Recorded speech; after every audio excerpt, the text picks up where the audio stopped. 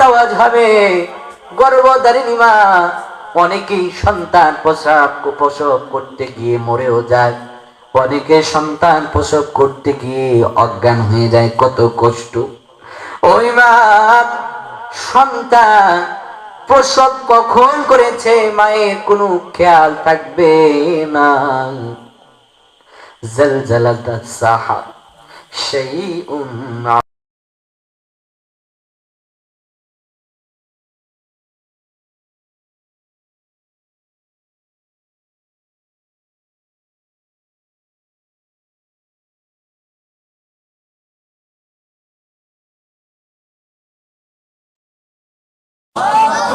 এত ভয়ানক অবস্থা হবে। হযরত ঈসা আলাইহিস সালাম তিনটা ফুৎকার দিবেন। কয়টা দিবেন? কয়টা? জোরে বলেন।